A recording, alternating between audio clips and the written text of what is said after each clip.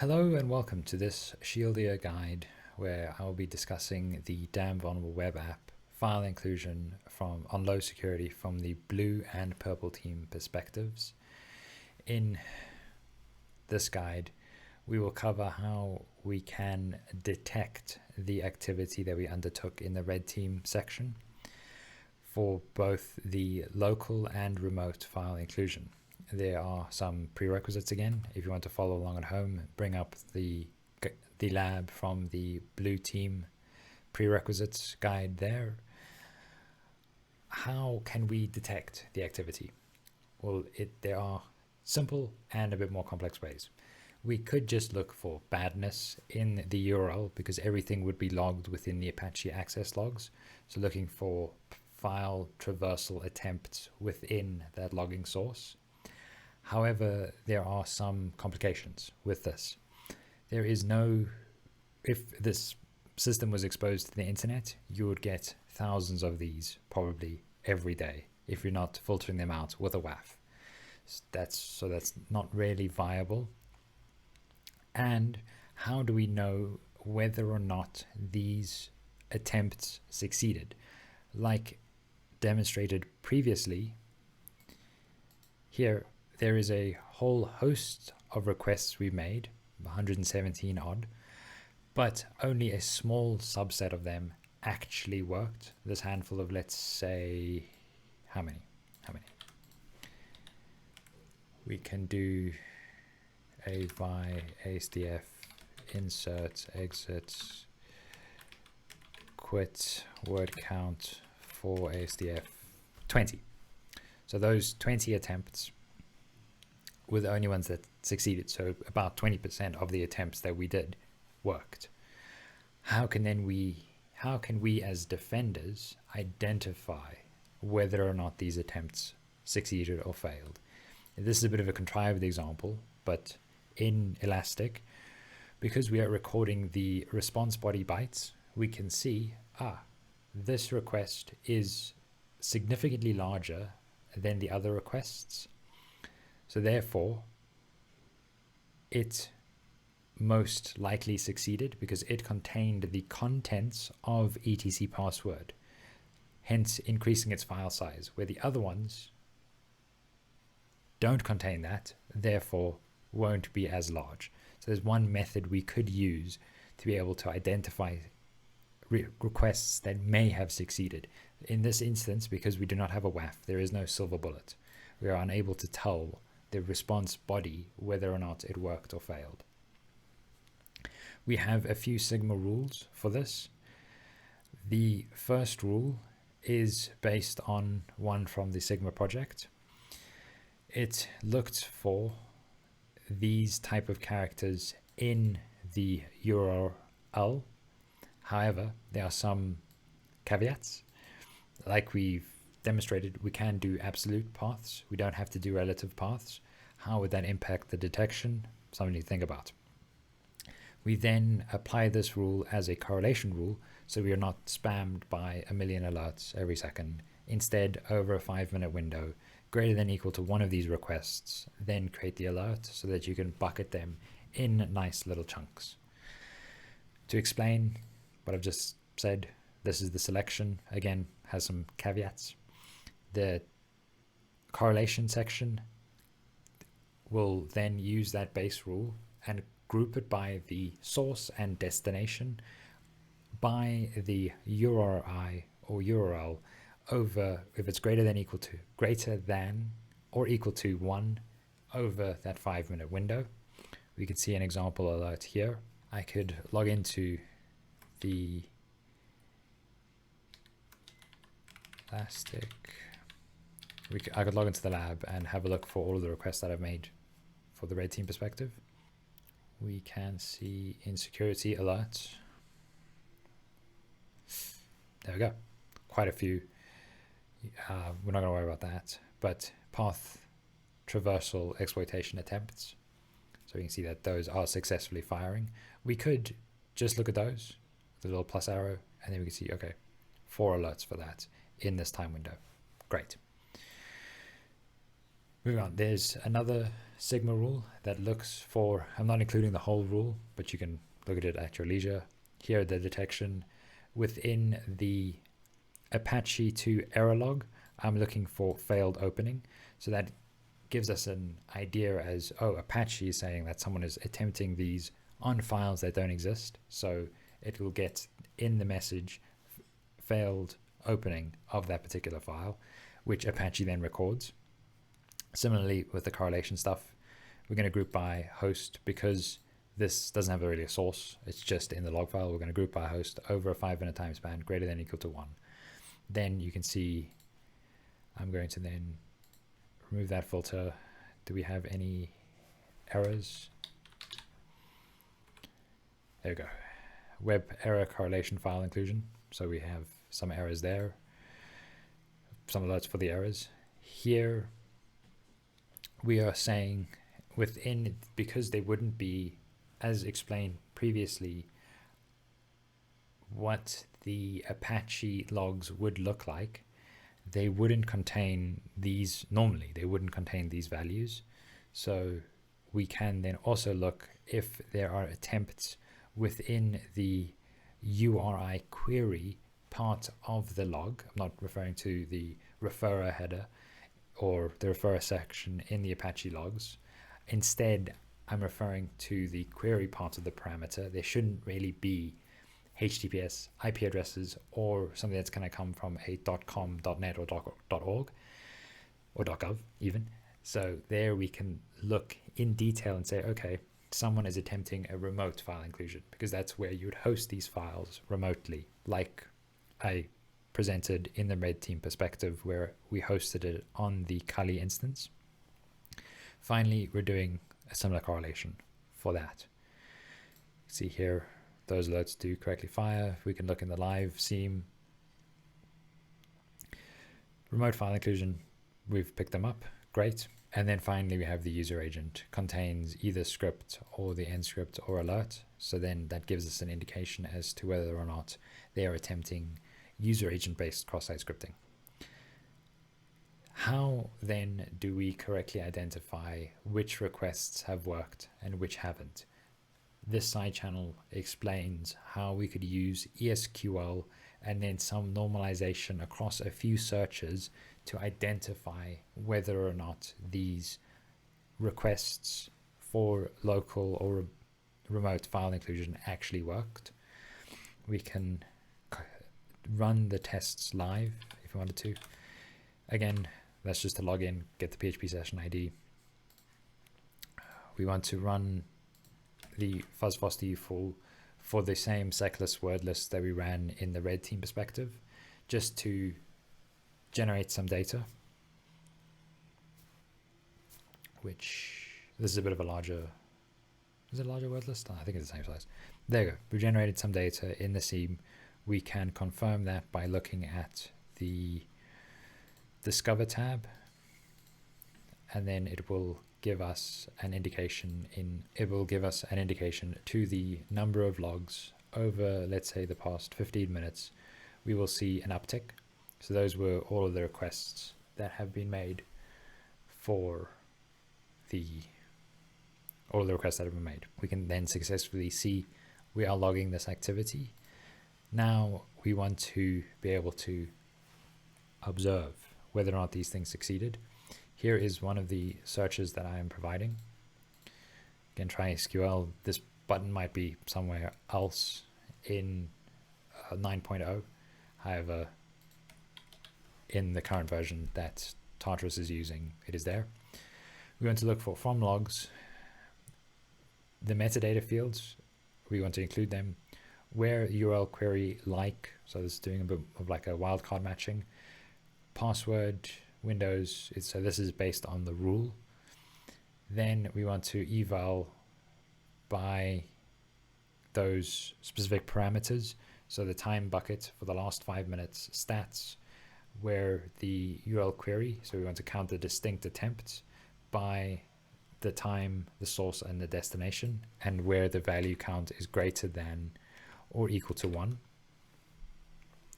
This will give us a breakdown of 63 attempts like that match this search. in the past 5 minutes. So that I was bucketing to the last hour, which we can do. We could do the last hour. There we go. So a bit more data, 63, 1, and then 63 over those time windows that match these specific conditions. Now we can look more closely at the activity. There are some things that we're going to need to fill in here. So our time bucket fields. So we want to take, for instance, this time bucket and fill in there and there. So this will give us a search over that period of time. So now we can see some stats relating to the average top, the average bottom size of the returned results in bytes. So the average size is 1,600 bytes. The average large one is 2,000 bytes, and then 1,500 is the average small. So upper and lower bounds, this is just to give us some indications for the later searches that we have to run. We're going to use these.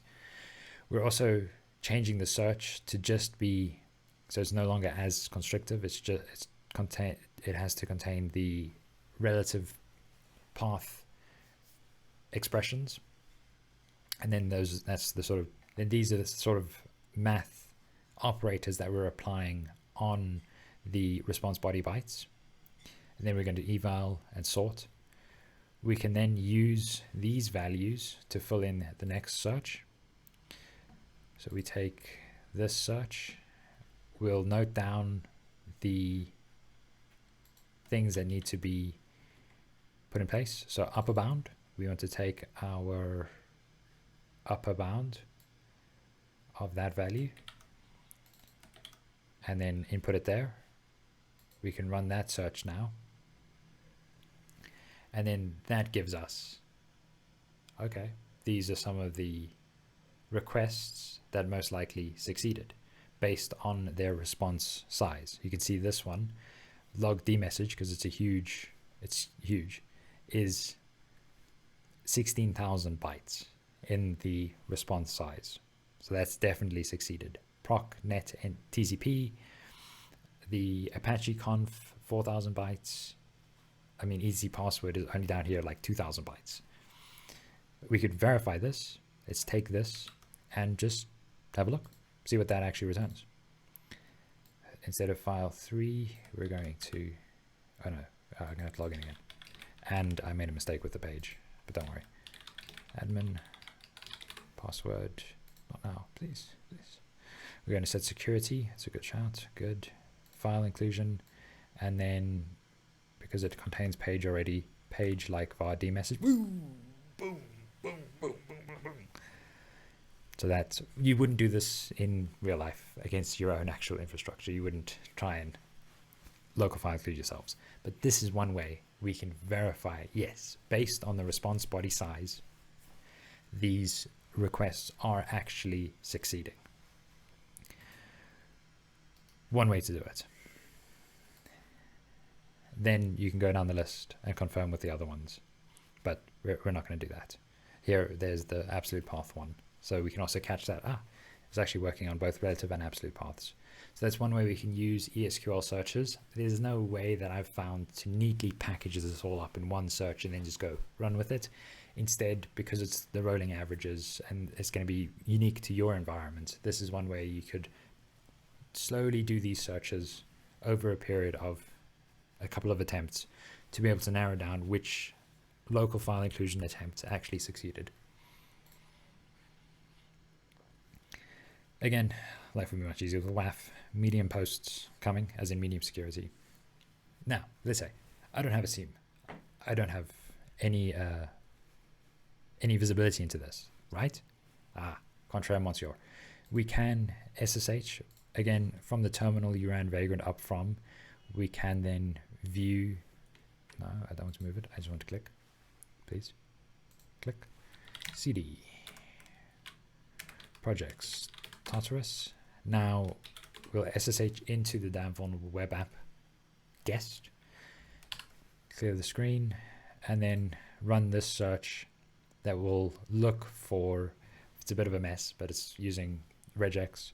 It'll look for requests that meet certain parameters. In this case, that they have the relative path characters in them, the // that will then give us all of these attempts for local file inclusion within the Apache access log. So there's one.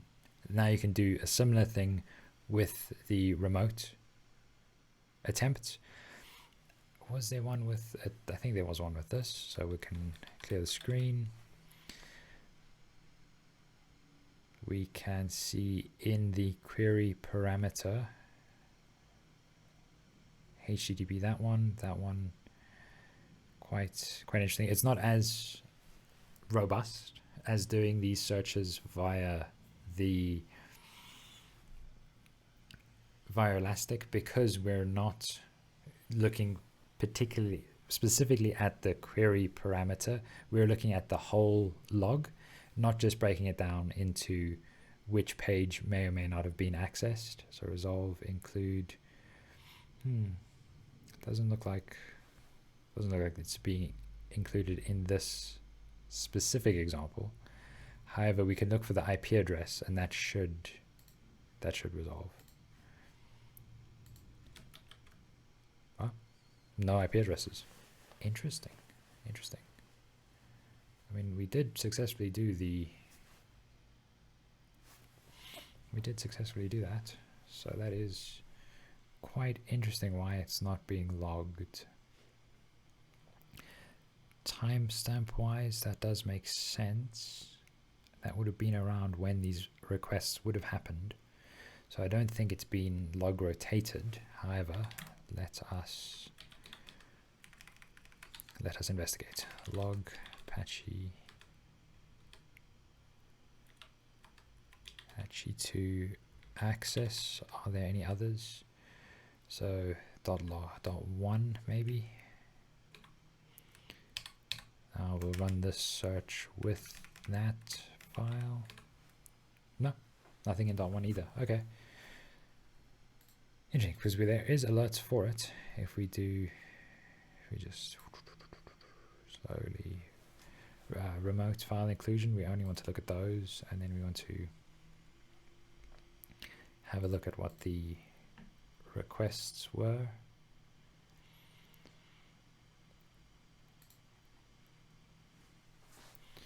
So we can run this ESQL quickly in the Discover tab. Run for the past hour. We then can add the URL into this equation, unless am I not extracting the URL? That must not be extracting by, and then URL query. There you go. We can see there, that's what should be at 820, but that's again in UTC. It's very interesting why but it is showing up in the seam, it's just not showing up in the Apache logs. Interesting. We can quickly just have a dig in Vi because it's under, I mean, that shouldn't matter much. But here we want to look at 192.168 rev shell.php. So why is my regex not picking up? Because it has the port information potentially. So the regex, it doesn't pick it up because it's got the port number. I suppose would be one answer as to why that search isn't returning what it should. However, it does exist, and then that was last night's attempt, so we will do that, and then we will do another search for this. Oh, that's the only. was yesterday. Huh. Odd that it didn't record today's attempt for some reason. Is there an issue with this? Oh wow.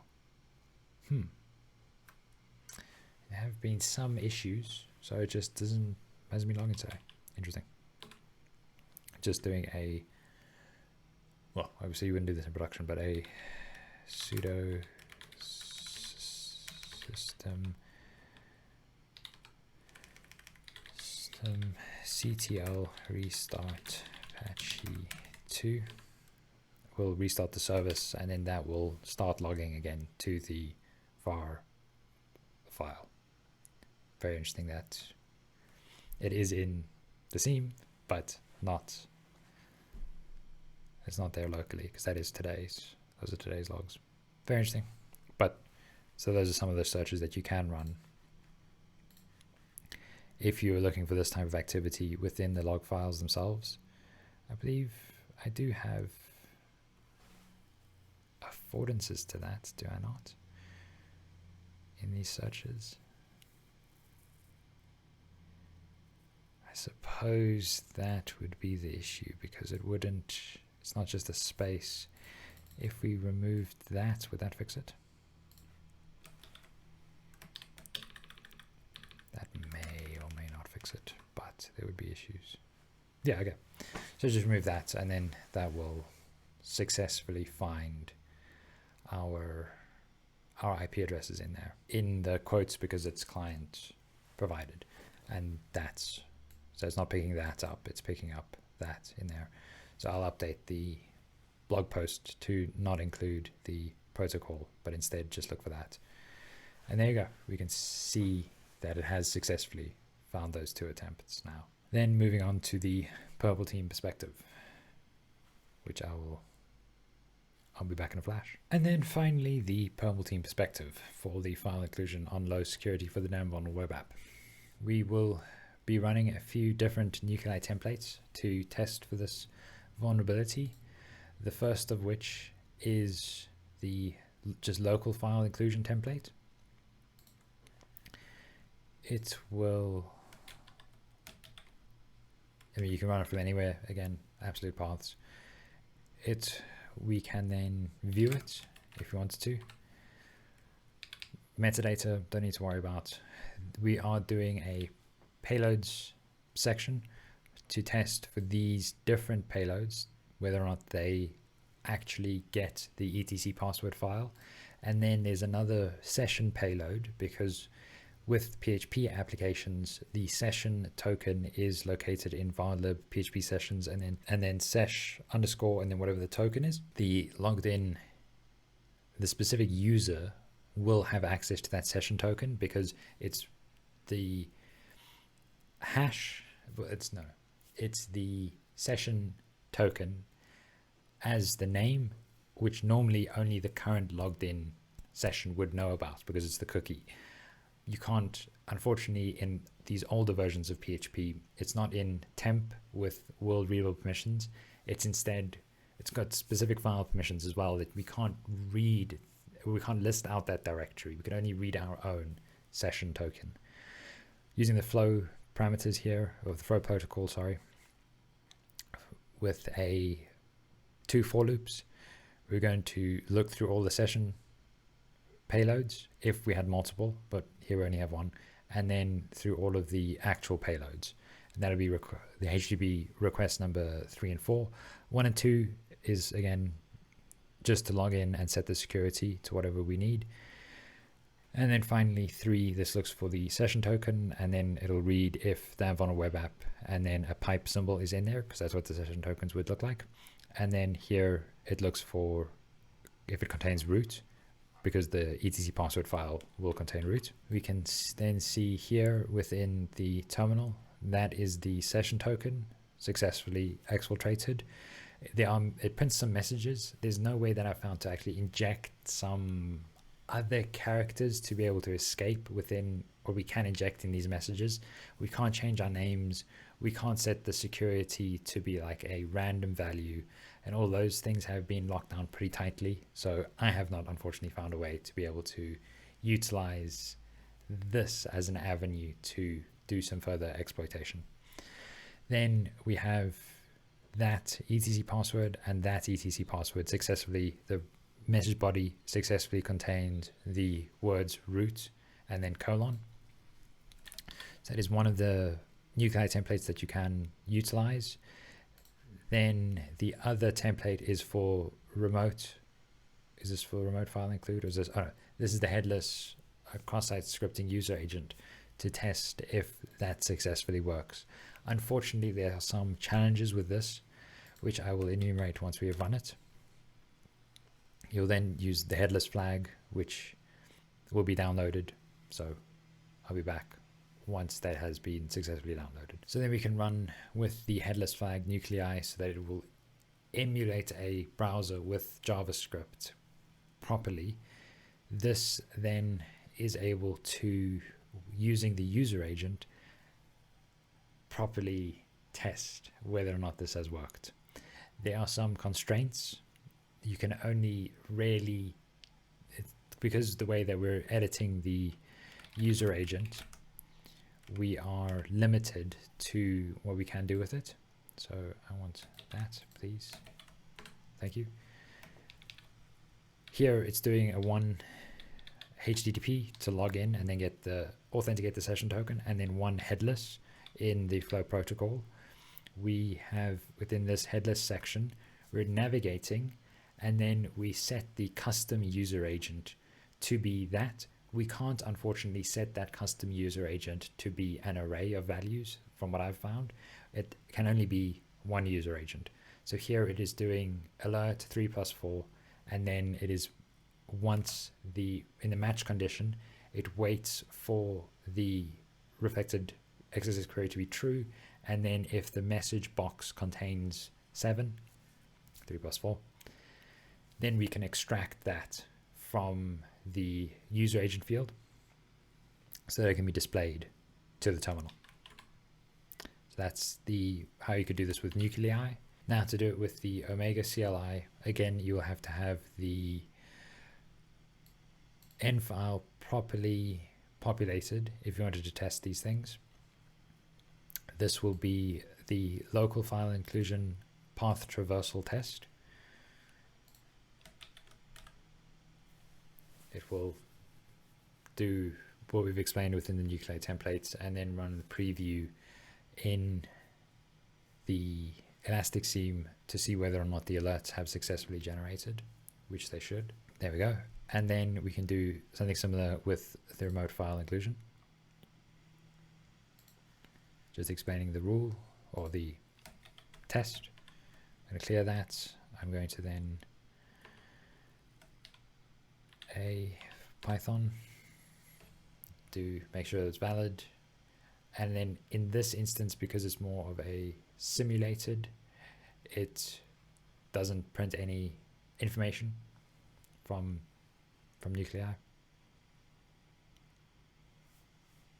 That successfully tested the remote file inclusion. And that's all I wanted to discuss with you today for the damn vulnerable web application file inclusion on low security. Thank you for joining me, and I'll see you in the next one.